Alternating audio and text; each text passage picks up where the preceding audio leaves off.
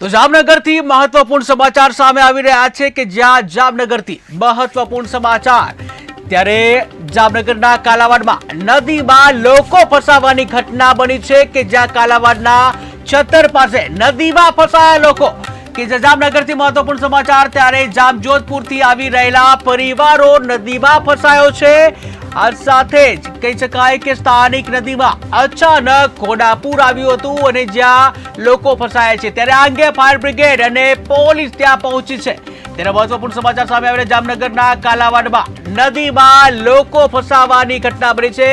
કાલાવાડના છતર પાસે નદીમાં લોકો ફસાયા હતા કે જ્યાં જામજોધપુરથી આવી રહેલો પરિવાર છે નદીમાં ફસાવાની ઘટના બની છે ત્યારે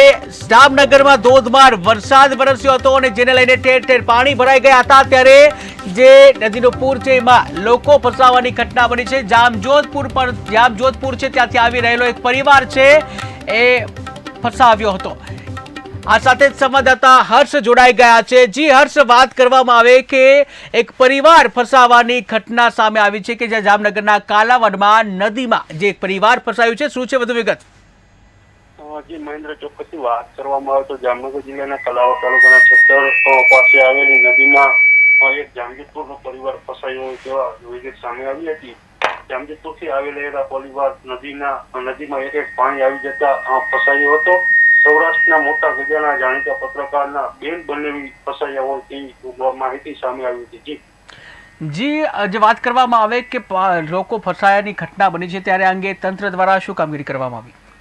હજી ચોક્કસ વાત કરવામાં આવે તો બનાવ જાણ કરતા કાલાવાડ ફાયર બ્રિગેડની ટીમ અને કાલાવાડ ગ્રામ્ય પોલીસ ઘટના સ્થળે પહોંચી હતી તેમજ સ્થાનિક ધારાસભ્ય મેઘજીભાઈ ચાવડા પણ ઘટના સ્થળે પહોંચ્યા હતા અને રેસ્ક્યુની કામગીરી હાથ ધરવામાં આવી હતી. જી આ પરિવાર છે એ ક્યાં જઈ રહ્યો હતો અને ક્યાંનો હતો પરિવાર? હજી ચોક્કસથી વાત કરવામાં આવે તો જામજોધપુરથી આવી રહેલો હતો પરિવાર અને રાજકોટ જઈ રહેલો હતો. જી હર્ષલ, વધુ વાત કરવામાં આવે કે જ્યાં નદીઓ જે છે એમાં પૂર જેવી સ્થિતિનું નિર્માણ છે ત્યારે લોકોને પણ તંત્ર દ્વારા ક્યાંક ને ક્યાંક આવી નદીમાંથી પસાર થવા ન જવા માટે સૂચના આપવામાં આવે છે અને આમ છતાં આ પ્રકારની ઘટના બની છે ત્યારે ક્યાંક ને ક્યાંક લોકોની બેદરકારી કહી શકાય કે તંત્રની બેદરકારી?